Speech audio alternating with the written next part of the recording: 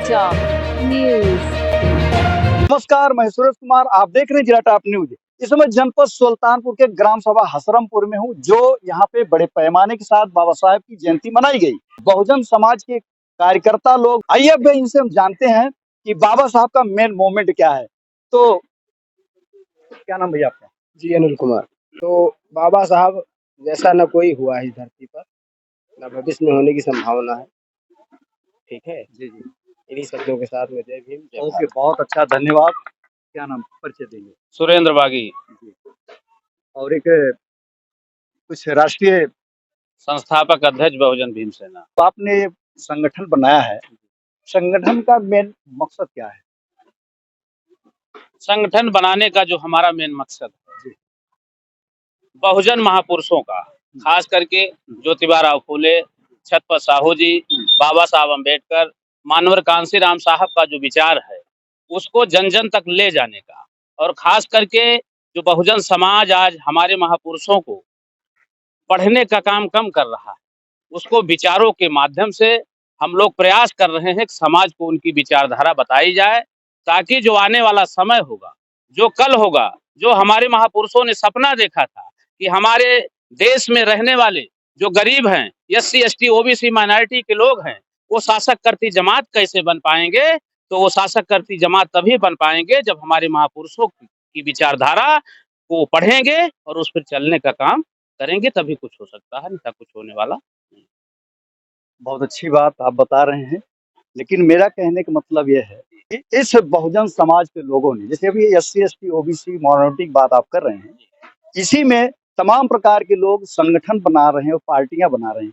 संगठन बना करके, पार्टियां बना करके एक दूसरे की बुराई करते हैं। तो क्या बाबा साहब का मोमेंट है यही, इसे करने से पूरा होगा?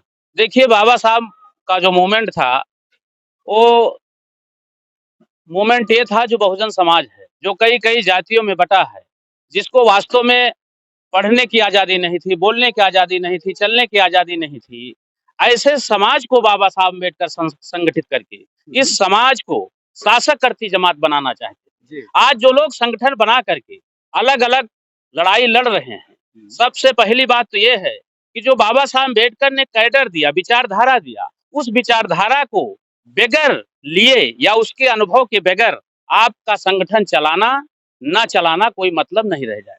संगठन चलाने का जो उद्देश्य है, सबसे पहले हमारे महापुरुषों की विचारधारा को आप फॉलो करो और उस विचारधारा को समाज में ले जाने का काम करिए, तब वास्तव में आपका संगठन, आपकी विचारधारा सफल मानी जाएगी। अगर हमारे महापुरुषों की विचारधारा, उद्देश्य को लेकर के आप समाज में नहीं जाते हैं, केवल अपने स्वार्थ के लिए, अपने महलों को 3 महलों में बदलने के लिए जाते हैं, तो उसका कोई मतलब नहीं रह जाएगा। वो संगठन कोई संगठन नहीं माना जाएगा, क्योंकि हमारे महापुरुष चाहते थे कि जिसके पैर में चप्पल नहीं है, जिसके सर पे छत नहीं है, जिसके हाथ में पेन नहीं है, जिस वास्तव में उसको बाबा साहब अम्बेडकर इस देश का शासक करती जमात बनाना चाहते। तो ऐसा जब कोई संगठन चलाने वाला व्यक्ति इस तरीके का मतलब सोच रखेगा, विचार रखेगा, तब कुछ हो सकता है, अन्यथा कुछ होने वाला नहीं। जी, अच्छी बात है। संगठन बनाना अच्छी बात है, लेकिन जब कई बार संगठन बन जाता है, उसके बाद में बाकायदे संगठन चल भी जाता है, लोग पार्टियां बना लेते हैं और उस पार्टी बनाने के बाद एक दूसरे की बुराई करते हैं। और बाबा साहब ने कहा था संगठित हो जाओ। जी जी जी। तो क्या ये संगठित हो रहे हैं हमारे इस समाज के लोग, एससी एसटी ओबीसी, क्या ये संगठित हो रहे हैं? देखिए, आज अगर हम देखें तो बाबा साहब अम्बेडकर का जो सपना था संगठित होने का, वो प्रयास तो चल रहा है, लेकिन कुछ दुश्मनों द्वारा हमारे बीच में ही संगठन बनवाए जाते हैं, और वास्तव में वो संगठन बनाते हैं, बात तो बाबा साहब की करते हैं, बात वो बुद्ध की करते हैं, बात कबीर की करते हैं, लेकिन वास्तव में अंदर से वो जिनके द्वारा पोषित होते हैं, उनका काम करते हैं, और समाज को बाबा साहब अम्बेडकर की बात बता करके, वास्तव में जो बाबा साहब अम्बेडकर ने जो उनका सपना था कि जो मेरा समाज है जब संगठित हो जाएगा तो निश्चित है ये शासक करती जमात बन जाएगा, लेकिन आज दुश्मन के द्वारा कुछ लोगों को संगठन बना करके उनको बाबा साहब, मानवर कांशीराम, छत्रपति साहू जी की बात वो लोग कर रहे हैं, और हमारा समाज समझ नहीं पा रहा है कि अपने हैं कि पराये हैं। इसलिए हमारे समाज धोखा में है। इसकी हमें समीक्षा करनी होगी, कौन वास्तव में बाबा साहब अम्बेडकर के मिशन को पूरा करना चाहता है, कौन इसको बेचने का काम कर रहा है, इस पे हमें विशेष ध्यान देने की ज़रूरत है। तब कुछ हो सकता है, अन्यथा कुछ होने वाला नहीं। नहीं है। अभी आपने मान्यवर कांशीराम साहब की शब्दों को लिया। मान्यवर कांशीराम साहब ने भी वो सपना देखा जो बाबा साहब लेकर के चले, और बाबा साहब जब नहीं रहे, उनका सपना पूरा करने के लिए कांशीराम साहब उठ गए। तो उन्होंने जो भी संगठन पार्टियां बनाई, आज यहाँ पे सारे लोग आज भी दिखाई दे रहा है कि जो भी संगठन पार्टियां बना रहे हैं, सब लोग बाबा साहब कांशीराम साहब का नाम लेते हैं। बाबा साहब कांशीराम जी का नाम लेकर के अपने संगठन को आगे बढ़ा रहे हैं। तो मेरा कहने का मतलब यह है कि साहब अगर इस तरीके से संगठन बना करके दूसरी की बुराई करते रहेंगे, तो कभी संगठित नहीं हो पाएंगे, और ना कि कभी अपना शासन बना सकते हैं। शासक कभी नहीं बन पाएंगे। इस पर आपके क्या विचार है? देखिए, जितने भी संगठन इस देश के अंदर बने हैं, सबसे पहले उनको महापुरुषों की विचारधारा को पढ़ना और उससे प्रेरणा लेनी होगी। अगर उनकी विचारधारा में कहीं खोट है, तो उसको छोड़ करके सही उद्देश्य के लिए, जिस तरीके से बाबा साहब अम्बेडकर ने, मानवर कांशीराम साहब ने, छत्रपति साहू जी ने, कबीर जी ने प्रयास किया समाज को जागृत करने के लिए, हमें जागृत करने की सबसे ज्यादा जरूरत है। जब समाज जागृत हो जाएगा, तो दोस्त और दुश्मन की पहचान कर लेगा। हमें दोस्त के साथ रहना है कि दुश्मन के साथ रहना है। जब वो दोस्त को जान जाएगा, तो दोस्त के साथ जाएगा और दोस्त की विचारधारा से अपनी विचारधारा को मिला करके समाज को संगठित करेगा। और जब समाज संगठित हो जाएगा, तो निश्चित है कि एक दिन वो शासक करती जमात बन सकता है। जिसके पास वोटों की गड्डी होती है, वही राजा बनता है। तो इसलिए हमें सबसे पहले समाज को विचारधारा से जोड़ने की सबसे ज्यादा जरूरत है। जिसके पास वास्तविक विचार नहीं होंगे, वो कुछ नहीं कर पाएगा। बहुत अच्छा, धन्यवाद आपसे बातें करने के लिए।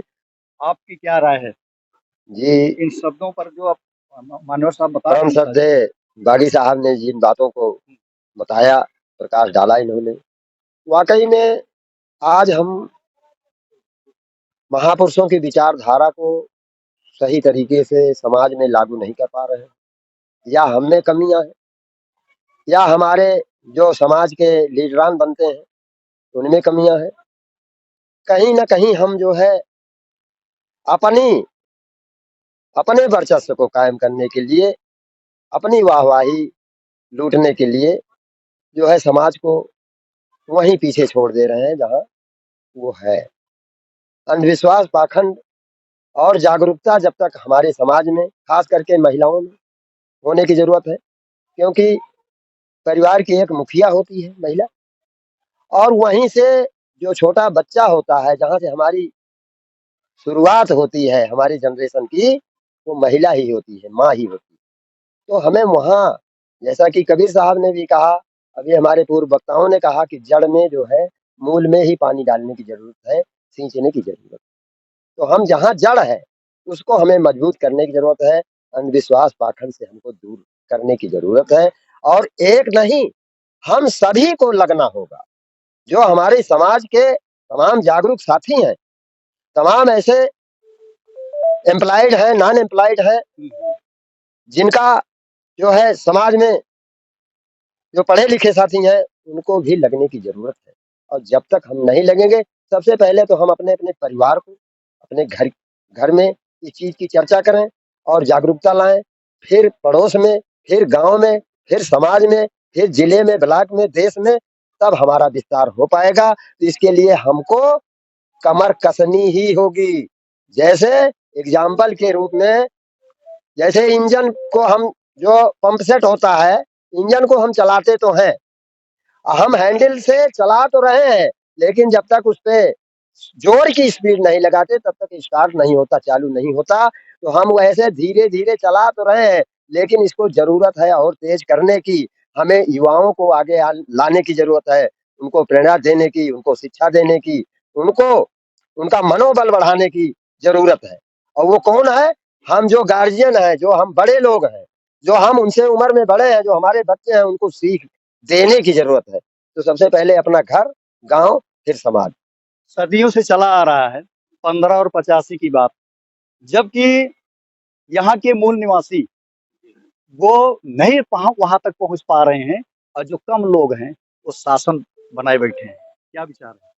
देखिए वास्तव में कमजोर व्यक्ति कभी न्याय हासिल नहीं कर सकता। न्याय हासिल करने के लिए शक्ति की जरूरत होती है और शक्ति संगठन में होती है। हमारे लोग संगठित नहीं हैं, इसलिए कम संख्या वाले लोग राज कर रहे हैं। जिस दिन हमारे लोग वैचारिक रूप से संगठित हो जाएंगे, उस दिन दुश्मन हार जाएगा और लड़ाई हम जीत जाएंगे। यही हमारी तैयारी है। सवाल तो और थे, लेकिन अंधेरा हो गया है और कैमरा हमारा जो है अब काम नहीं कर रहा है, इसलिए हम अब नहीं पूछेंगे। लेकिन इस पर विचार करने की जरूरत है। बहुजन के लोगों इस पर विचार करने की जरूरत है। चाहे जिस संगठन के व्यक्ति हों, सारे संगठन के लोगों को अपना विचार जरूर रखें। बाबा साहब या कांशीराम साहब ने जो मोमेंट लेके चले थे उस पर विचार करने की जरूरत है। अभी नेताजी ने जो बताया है इस पर आपकी विचार करने की जरूरत है। और आपकी क्या राय, कमेंट करके हमें जरूर बताएं। बहुत बहुत धन्यवाद, बहुत बहुत साधुवाद। जय भीम। बाबा साहब अमर रहे, अमर रहे, बाबा साहब अमर रहे।